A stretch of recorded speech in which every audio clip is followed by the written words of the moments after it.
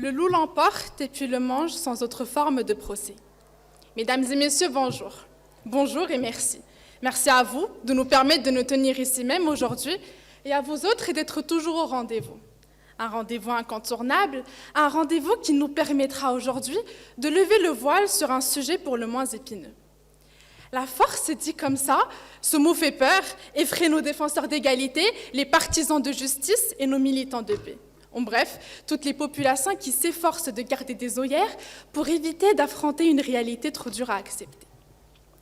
La fable du loup et de l'agneau, avec sa fin tragique, le loup l'emporte et puis le mange sans autre forme de procès, défend le principe selon lequel la raison du plus fort serait la meilleure.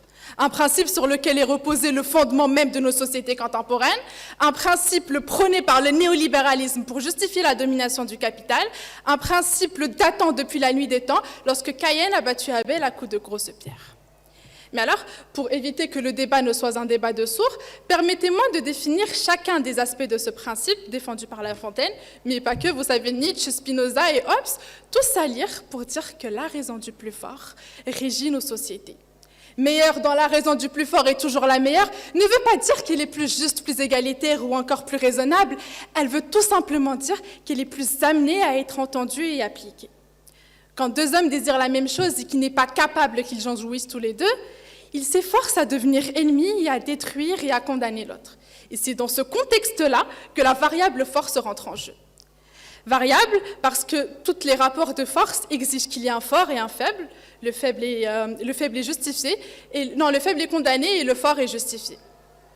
Mais alors où je suis plus forte que mes chers opposants en éloquence, ces derniers le sont sûrement plus en maths. Et puisque ce débat se soldera peut-être par notre victoire, une épreuve de maths les gratifiera bien plus.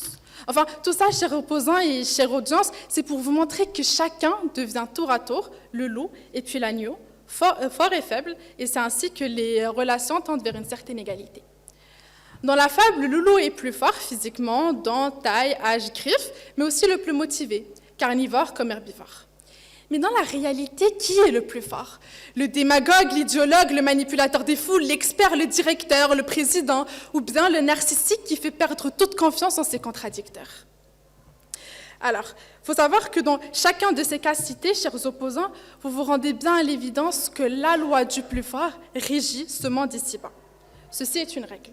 Et comme aucune règle ne déroge à des exceptions, je vous demanderai, je vous prierai même, d'éviter de citer ces rares exemples qui ne sont pas assez forts pour remettre en question le fonctionnement de toute une structure sociale, toute une civilisation érigée sur le fondement même de cette loi. Alors, plutôt ragoût de bœuf ou souris d'agneau ce midi, au final, l'homme est loup. Merci.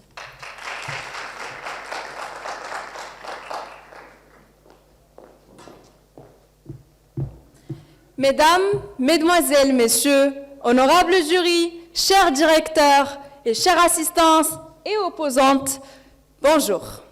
D'abord, je tiens à vous remercier d'être présents ici aujourd'hui pour nous voir débattre un sujet assez délicat.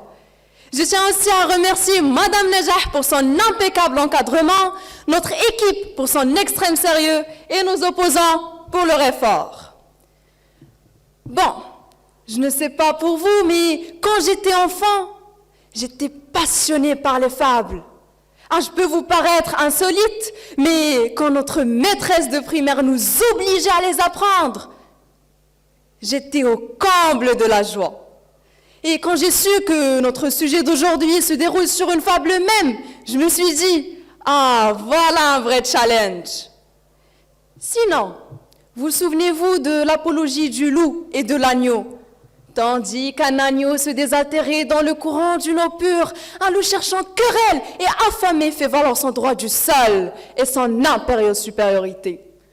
À la fin de l'histoire, l'agneau se fait dévorer par le loup et Jean de La Fontaine dénonce par principe que la raison du plus fort est toujours meilleure. Ah, je te mange parce que les chiens ne m'épargnent pas. Or, les chiens appartiennent aux bergers. Or, les agneaux sont toujours avec les bergers, et comme je suis né un agneau, j'ai le droit de me venger. Ce que je viens de citer, c'est la raison du loup, dont l'agneau montre successivement l'absurdité.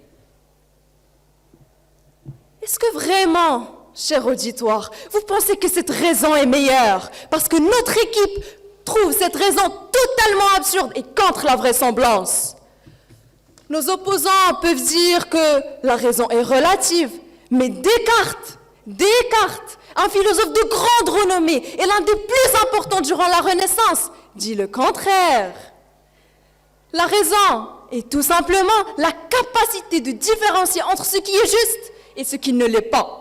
Donc, on déduit que la raison de l'agneau était meilleure, malgré sa faiblesse physique dans ce contexte. D'où, d'un point logique et rationnel, la raison du plus fort n'est pas la meilleure. Peut-être que ce n'est pas suffisant pour vous, chers opposants, je peux voir cela. Donc partons du point moral. Dire que la raison du plus fort est toujours meilleure signifie que le plus fort doit toujours être justifié, tandis que le plus faible doit toujours être condamné, comme vous l'avez dit. Chose moralement fausse, ça ne doit pas être. Voilà, on a abouti à une contradiction en même pas 10 secondes. De plus, Jean de La Fontaine dénonce que la raison du plus fort est la meilleure en 1668 dans sa fable Le loup et l'agneau. Or, il ne manqua pas de se rattraper dans une autre fable qui figure après Le loup et l'agneau et qui s'intitule Le chêne et le roseau. Je vous résume, cher auditoire, cette fable. Le chêne, grand et bien enraciné, prend pitié du roseau qu'il considère plus faible que lui. Il est certain de sa capacité, il est certain de sa puissance et de sa capacité de résistance. Or, à la fin de l'histoire, le chêne se trouve déraciné par le vent, tandis que le roseau tient bon. Ici, le plus fort, c'est le chêne, et le plus faible, c'est le roseau. Donc, si on confond la raison avec la fin, comme vous le faites, chers opposants, on peut déduire que la raison du plus fort n'est pas toujours la meilleure. Il n'y a pas de débat sur ceci, parce que celle qui vient dernière l'emporte toujours. Ben voilà, chers opposants, ce n'était pas si difficile que ça de nous donner pas un seul contre-exemple, mais 3 contre-exemples. Merci.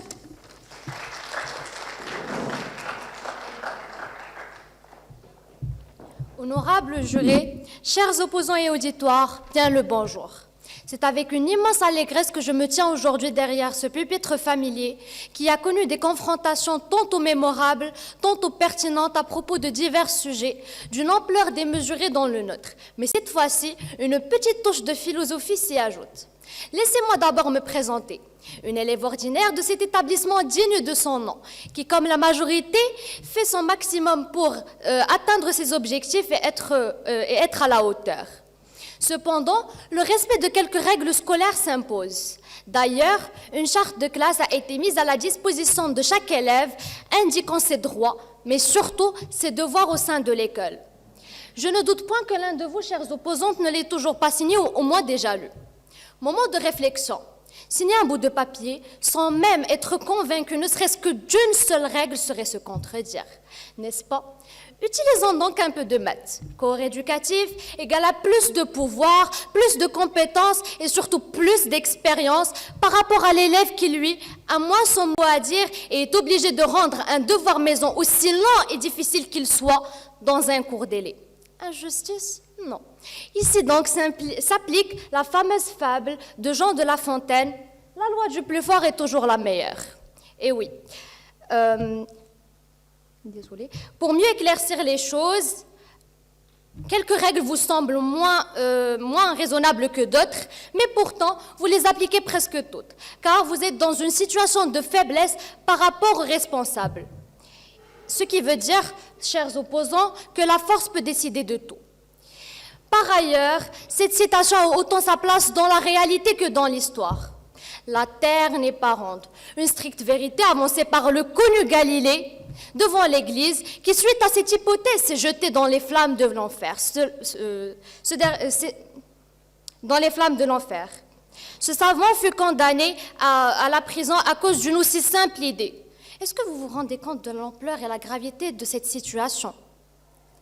Ceci dit, le pauvre Galilée, bien que ses propos étaient vrais, bien que ses propos étaient vrais, était lui aussi en position de faiblesse par rapport à une solennelle Église que personne n'osait contredire auparavant.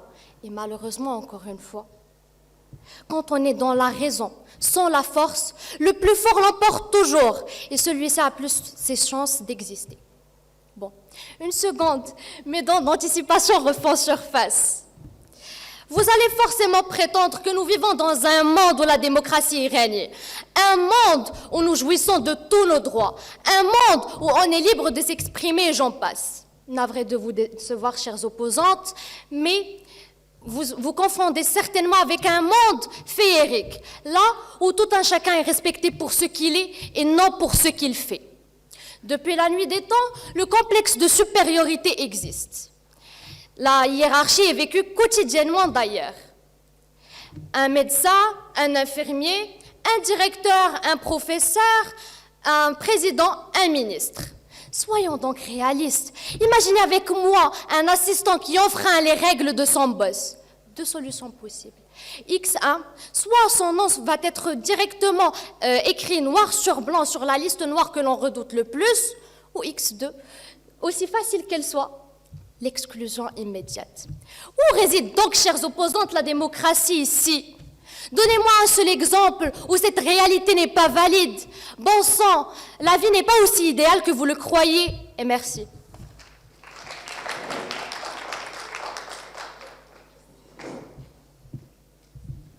Mesdames et messieurs, bonjour et bienvenue. Revenons un peu en arrière, vers une histoire bien connue, qui a créé l'un des piliers de la science, dont les impacts sont toujours aussi présents dans notre société. Tandis que le peuple et la civilisation ancienne croyaient que le soleil tournait autour de la Terre et que cette dernière était plate, le grand savant Nicolas Copernic, un chanoine, c'est-à-dire membre de l'Église, qui était considéré fort, a décidé de créer une tournure d'événements qui suggérait que la Terre n'était certainement pas le centre du système et que cette dernière tournait autour du soleil. Mais malgré le fait que Copernic soit fort, il fut immédiatement exécuté, car sa raison ne plaisait tout simplement pas à l'Église, et elle n'aime pas qu'on contrarie ses aperçus incohérents, privés de sens et de preuves. Mais longuement suite à cet incident, Galilée, un autre savant qui figurait pendant une certaine période à l'Église. Donc, pour s'acoquiner avec le sujet de notre débat, ce dernier était considéré également fort. Suite à multiples recherches, différentes quêtes délicatement examinées par rapport à la théorie copernicienne, ce dernier réussira à prouver que la théorie est absolument vraie. Mais l'Église, toujours dans une idéologie qui a pour but d'éviter de dériver vers une abnégation de sa mentalité égocentrique pour son peuple, a décidé d'enfoncer cette réalité dans une tombe d'oubli. Et c'est là où va surgir la condamnation à mort de Galilée, d'où vient la fameuse phrase « et pourtant, elle tourne ». Jusqu'ici, je suis sûre que chacun d'entre vous prête connaissance à chacun de ces personnages, ou bien vous en avez entendu parler. Mais c'est là où surgit un nom moins connu, mais important, frêle mais bruyant, Giordano Bruno. Giordano Bruno, cet homme légendaire mais mystérieux, fut la clôture de ce chemin âpre. Car ce déclassé va réussir à prouver ce que les deux forts n'ont pas réussi à dévoiler. Il va libérer le peuple des convictions mensongères de l'Église. C'est ceci qui prouve, mesdames et messieurs, que la faiblesse n'a rien à voir avec la raison. Ces trois individus se dirigeaient vers le sens d'une seule et même raison. Mais le plus faible, le moins fort, a su en faire la meilleure. C'est donc ceci qui prouve, mesdames et messieurs, qu'être fort n'est pas la seule méthode pour prouver sa raison. Mais vous allez peut-être me dire que l'Église était plus forte que les deux. C'est pour cela qu'ils n'ont pas réussi à arriver à leur fin. Mais c'est là où on crée la confusion. Car Galilée et Copernic furent tous deux forts à part leur relation avec l'Église. C'est plutôt l'influence de cette dernière sur le peuple, qui lui-même était faible, qui leur a infligé leur sort. C'est donc ici, mesdames et messieurs, où on revient à la vraie définition de la raison, qui est principalement la mise en œuvre des critères de vérité, et je redis bien vérité, et plus que tout, atteindre ses objectifs. Donc, ici, une question se pose. Si l'on parvient à aboutir à son objectif, est-il vraiment nécessaire de s'engager dans cet interrogatoire guéhen de qui est fort et qui est faible? N'est-il pas singulièrement nécessaire d'aboutir à son objectif et d'immortaliser la vérité au cœur de notre société? Merci.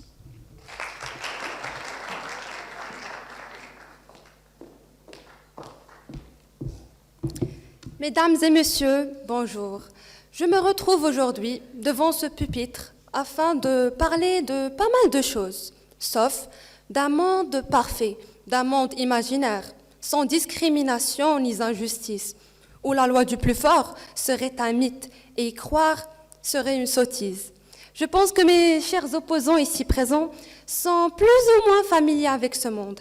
Et après avoir entendu leurs arguments, j'irai jusqu'à dire que leur subconscient y réside. La raison du plus fort est toujours la meilleure. De très belles et sages paroles de notre chère La Fontaine, n'est-ce pas? Cependant, comme étant une personne spontanée, ça ne m'a pas pris beaucoup de temps pour m'opposer à cette citation. Mais je me suis rendu compte avec pas mal de recul que c'était mon égoïsme et ma part d'immaturité qui s'opposaient.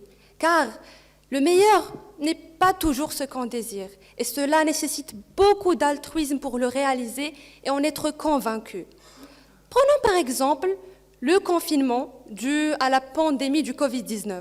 Je suis sûre et certaine que personne n'était content de recevoir cette nouvelle, car voyons, plus de sorties entre amis, plus de salles de sport, plus de cinéma. Bon bref, plus de liberté quoi. Je doute qu'être emprisonné entre 4 murs pendant des mois et des mois soit le désir de quelqu'un. Et pourtant, on y a tous passé, car c'était la meilleure décision à prendre afin de protéger nos bien-aimés et nous-mêmes.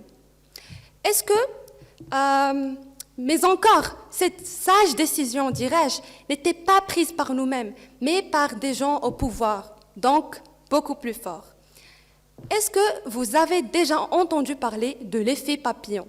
Bon, pour faire simple, c'est l'idée que toute action, petite ou grande, a des conséquences. Dans la vie, il y a des règles à ne surtout pas enfreindre et des gens à ne surtout pas manquer de respect. Et s'opposer à cela engendrera des conséquences infâmes. Le nom, par exemple, de Marilyn Monroe, vous dit-il quelque chose? Pour moi, je pense à une très fameuse actrice et chanteuse américaine qui connaissait beaucoup plus qu'elle devait savoir. Elle était prête à tout divulguer. Et comme par hasard, en 1962, on a annoncé sa mort en tant que suicide probable. Encore, princesse Diana, on connaît tous l'histoire. On a annoncé qu'elle était morte par accident de voiture. Jenny Rivera, je serais capable de passer des nuits à citer des cas pareils. Des cas qui prouvent que s'élever au plus grand serait une bêtise, car le plus fort a toujours les moyens de s'imposer. La loi, la raison du plus fort est toujours la meilleure. C'est un fait, c'est malheureusement vrai. Mes camarades et moi, on n'a jamais dit que c'était l'idéal, mais il faut être franc et réaliste et dire que c'est ce qui est vrai. Merci.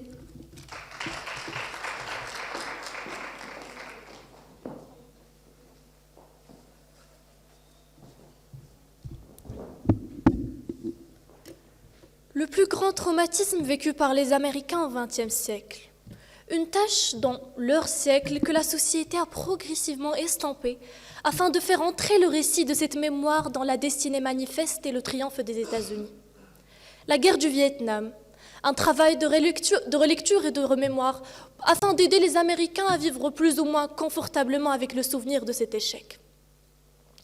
L'histoire témoigne de la violence, brutalité et cruauté des Américains durant cette guerre injuste et injustifiée. La concurrence américano-soviétique en fut leur raison principale. Il s'agissait, mesdames et messieurs, d'une supériorité technique et financière incontestable de la part des États-Unis par rapport aux Vietnamiens qui, malgré l'injustice de laquelle ils étaient victimes, avaient fait preuve de persistance et obstination. Et sous leur extrême combativité et pression, l'armée américaine se retire alors du pays qui s'unifie et regagne son indépendance. La raison ultime d'un peuple, leur conviction en cette même raison et leur capacité de l'imposer à un adversaire qu'ils étaient bien conscients et plus forts et privilégiés qu'eux, furent alors leur clé à la porte du relèvement.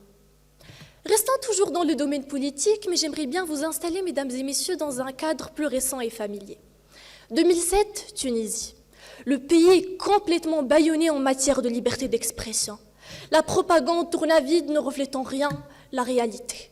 Il se vante de son bon score en matière de développement humain, tout en cachant la vérité de son économie défaillante. Il ne produit pas assez d'emplois et même les emplois produits ne sont pas assez payants pour répondre aux ambitions des jeunes et des diplômés. Bref, ce fut une situation dont les Tunisiens parlaient à voix basse, mais avec rancœur et dépit. 2010, l'acte de désespoir du jeune Bouazizi qui s'immole par le feu pour protester contre l'humiliation de la police, le pouvoir politique et l'administration, fut l'étincelle qui mit le feu aux poudres sous les pieds du régime de Ben Ali, le président de la République à l'époque. Un mouvement de protestation populaire spontané fut porté par un mot d'ordre inspiré directement de ce drame du jeune Bouazizi. Travail, dignité et liberté. Ces trois principes furent la raison qui dirigea le peuple durant cette révolte. On peut ici parler du fait que les Tunisiens avaient réussi à s'opposer à tout un pouvoir politique et une administration qui, en considérant le contexte de notre débat, était bien plus fort qu'eux.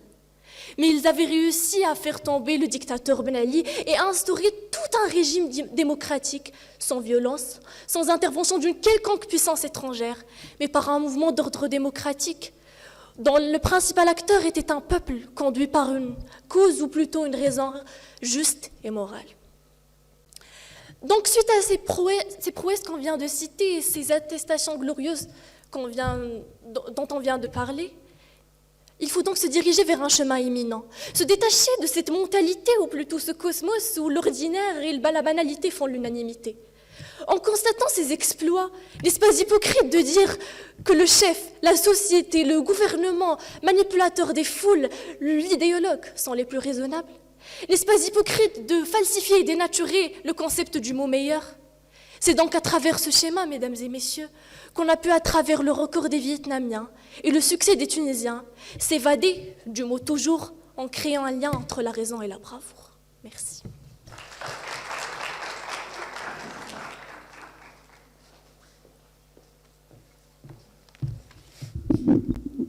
Opposant, je vois que vous avez un peu de mal avec la compréhension du sujet. Alors laissez-moi vous éclaircir un peu les choses. D'abord, il faut comprendre le sens de plus fort ici. Petite définition. Une personne forte est une personne capable d'exercer une action puissante, douée d'une grande efficacité. Le plus fort est le plus intelligent, le plus expérimenté, le plus influent et le plus compétent. Cela ne vous rappelle-t-il pas quelque chose? Non, moi aussi. C'est le caractère d'un bon leader. Et ces caractères-là lui permettent de prendre des décisions qui mèneront vers un développement durable sur n'importe quel plan. Prenons un petit exemple.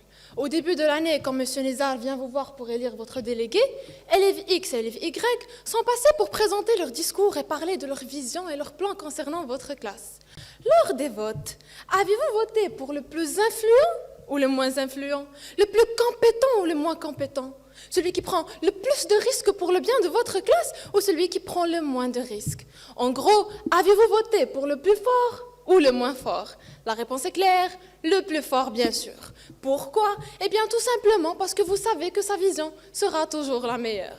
Alors, excusez-moi, opposant, mais comment vous vous attendez à ce qu'on soit convaincu que la raison du plus fort n'est pas la meilleure alors que vous appliquez le contraire dans votre vie de tous les jours?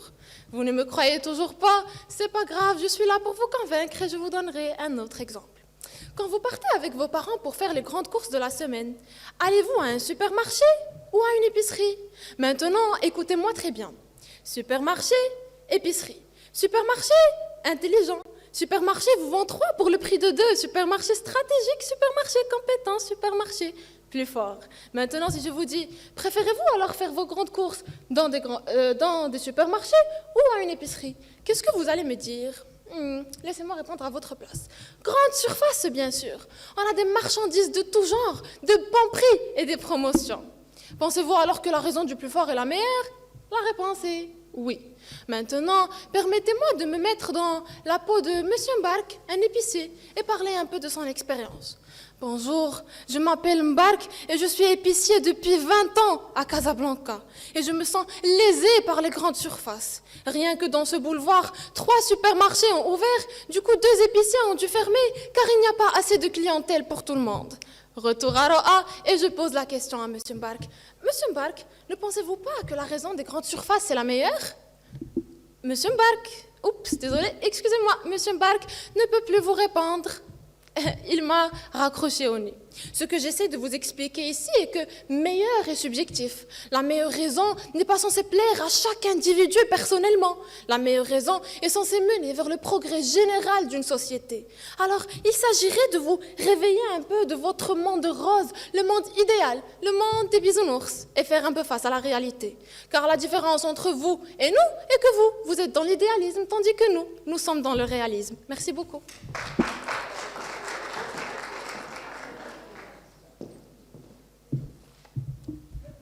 Quand bien nous, élèves et enseignants aussi, adorons les jours fériés. Comme le samedi dernier, par exemple, où nous avons enfin été récompensés par un week-end digne de ce nom. Tant rêvé, n'est-ce pas? Ce 6 novembre symbolisant le jour où 350 000 marcheurs désarmés franchissent la frontière qui séparait le Maroc de son Sahara, afin de reconquérir ces terres emprisonnées par les colonisateurs espagnols dits forts. Cette marche pacifique, tout en étant réussie, fut la stupeur dans le monde entier. Cet événement est donc l'exemple vivant et concret marquant l'histoire de notre patrie et qui justifie que malgré la puissance militaire et politique du colon, la raison du Maroc, considérée faible auparavant, s'avère meilleure en fin de compte. Chers opposants, vous, élèves assez intellectuels je présume, pouvez déduire que la cause insensée que vous défendez aujourd'hui, tout en célébrant cette journée nationale, dévoile un comportement schizophrène. En vous soumettant aveuglement à cette position trompeuse, vous condamnez ainsi le devenir du monde où nous vivons à une morale. Une seule morale prétendue par un homme mort il y a 326 années de cela. Un homme respecté, certes, mais dont les idées diffèrent des besoins de nos temps-ci.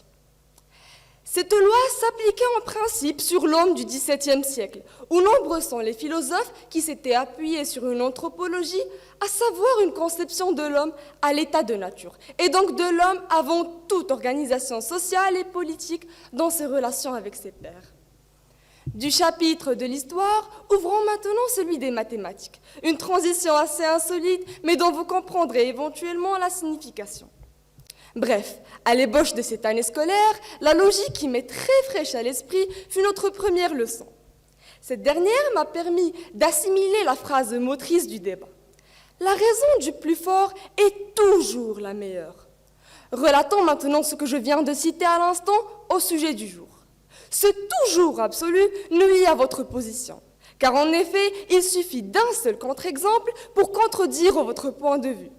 Or, nous, élèves dévoués que nous sommes, avons effectué de multiples recherches pour vous convaincre avant qu'il ne soit trop tard et que cette croyance ait pu s'enraciner au fin fond de votre âme.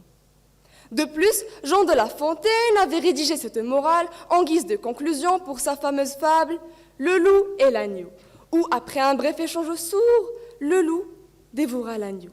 Rien d'extraordinaire, un simple comportement animal. À travers cette fable réputée, ce poète illustre l'oppression et l'injustice qui régnaient à son époque.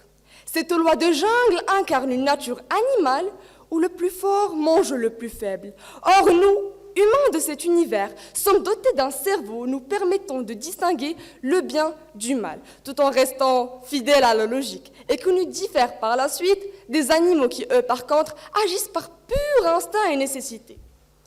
Alors, en fin de compte, chers opposants, si vous, avec tout le respect que je dois à l'espèce humaine et sa capacité intellectuelle, acceptiez d'être comparés à des animaux dépourvus de matière grise, mes camarades et moi, nous refusons, merci.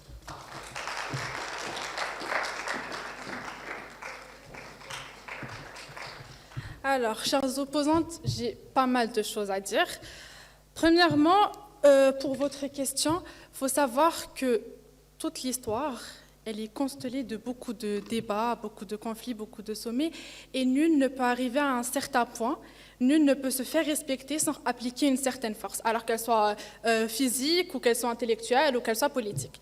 Après, pour notre côté schizophrène et tout ce tralala, alors on est très attaché à la réalité. Et pour les personnes qui rêvent d'un monde meilleur et d'un monde de bisounours, je crois plutôt que la schizophrénie vous est adressée. Et puis, faut savoir que quand on dit toujours, on ne lit pas forcément toujours à la temporalité, mais on veut tout simplement dire qu'à chaque fois que la force est appliquée, elle est meilleure. Bref, l'histoire est constellée de débats, de conflits, de sommets et de guerres. Tout autant d'applications de force où la gagne revient au plus fort. Alors, vous avez pris un exemple de l'actualité de la société actuelle. Moi, je parlerai de l'actualité ancienne et je songe directement aux armes de destruction massive. Syntagme devenu ritournel dans la bouche de tous les journalistes et qui a montré que la déclaration de guerre que les États-Unis ont faite à l'Irak et qui ont montré qu'elle n'existait pas. La musette devient tragédie, mais l'application de force des US ne s'arrête pas à la pendaison de Saddam Hussein. Rappelez-vous que son entrée dans la Première et Deuxième Guerre mondiale en 1917 et 1941 aura suffi à donner la gagne aux alliés de ce grand pays. Alors, cela peut vous paraître peut-être trop abstrait puisque trop ancien, mais des analogies plus contemporaines ne manquent pas, et ce, dans tous les domaines. C'est aux plus grosses moyennes qu'on donne accès aux plus grandes universités.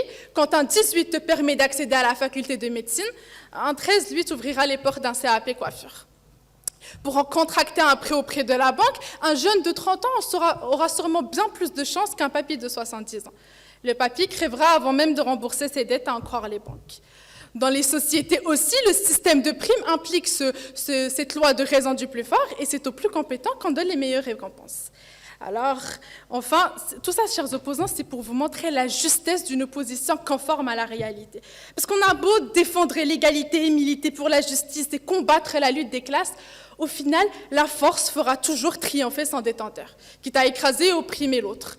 Alors, je sais, je l'avoue, c'est plutôt trash dit comme ça, mais la nature humaine est ainsi faite, et l'égoïsme de l'homme le rend plus dépendant de tout ce qui est plus petit. Pour faire asseoir mon autorité, il faut que j'applique ma force sur plus faible que moi. Alors, je suis forte parce que je pense pouvoir faire changer les choses selon ma vision de vie. Je peux me permettre de transgresser les règles, de défier l'impossible et d'apporter le changement aux dépens de mes frères les plus faibles, oui. Alors je deviens ministre, alors je deviens président, alors je deviens colon. Alors j'inscris dans l'histoire l'étendue de ma force au prix de mon frère le plus faible, oui. Merci.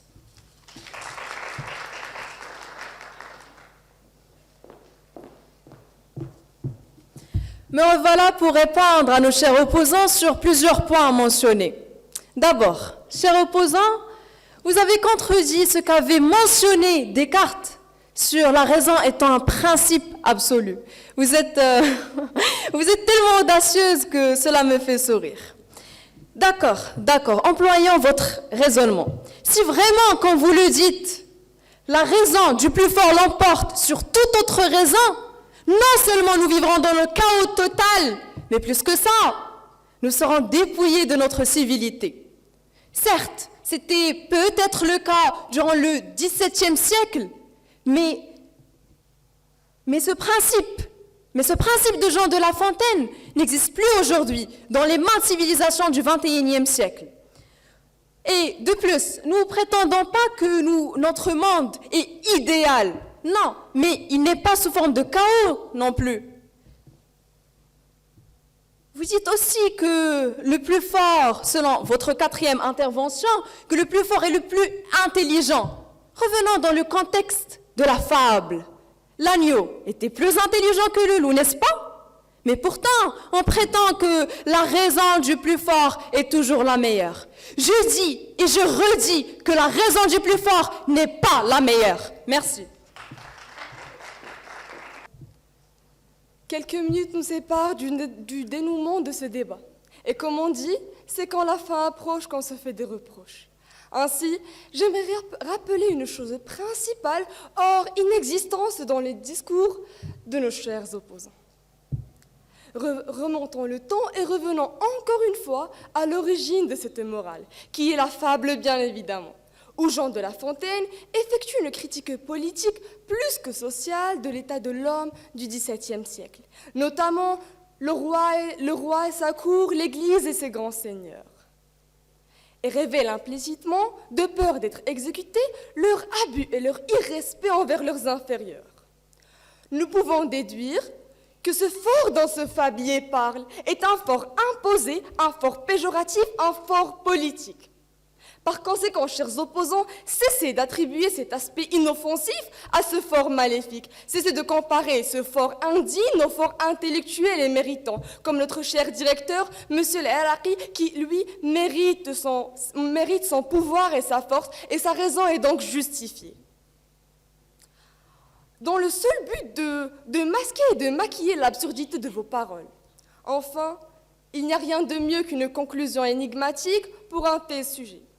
Et c'est dans cette note-là que je vous pose, chers opposants, la question suivante. Êtes-vous encore sûrs que la raison du plus fort est encore la meilleure ?